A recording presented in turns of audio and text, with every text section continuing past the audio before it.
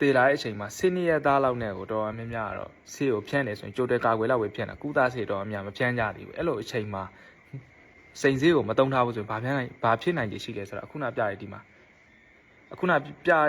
ဥစ္စာဒီအမြစ်ကနေပုတ်တော့တာ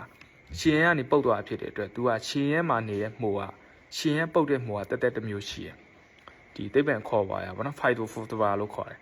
ဒီအခုဒီအပင်ငယ်အဆင့်မှာဆိုရင်အဆင့်တော့လာမှာမဟုတ်သေးဘူးပထမတစ်ဆက်ဘာလာပထမတစ်ဆင့်အနေဖြင့်ဘာလာမလဲဆိုတော့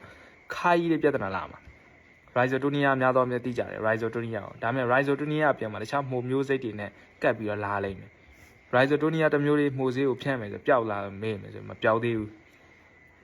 တခြားဘက်တီးယားဆေးလေးနဲ့မှုစေးလေးနဲ့ရောပြီးသုံးမှသာလေအခုနောက်ပိုင်းခါကြီးတဲ့ဥစ္စာတွေတော့အများပျောက်တယ်အဲ့လိုဆိုဆရာနေပဲဗာပြောချင်တယ်ဆိုတော့ဒီစိန်ဆေးကိုသုံးစေခြင်းတယ်နော်စိန်ဆေးကိုသုံးစေခြင်းတယ်မြေခံထည့်ရမယ်ပြီးရင်စိန်ဆေးသုံးတယ်စိုင်းနီးမယ်ကတော့အခုဒီအောက်ပြေဘက်ကဒီတောင်သူတွေကတော့ပြောစရာမလိုဘူးစိုင်းနီးစနစ်ကလုံးဝမှန်ပြီးသားအားကြောင့်မဒီစိုင်းနီးစနစ်ကိုတော့ဒါကြီးပြောစရာမလိုဘူးယာတီမှန်ယာတီကတော့အခုတွေ့တဲ့အတိုင်းပဲမိုးရွာရင်ရွာမယ်ပူရင်ပူမယ်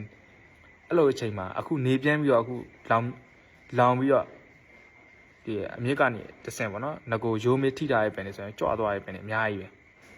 အဲ့လိုမျိုးပင်တွေအများကြီးရှိတယ်အားကြောင့်မို့ဒီ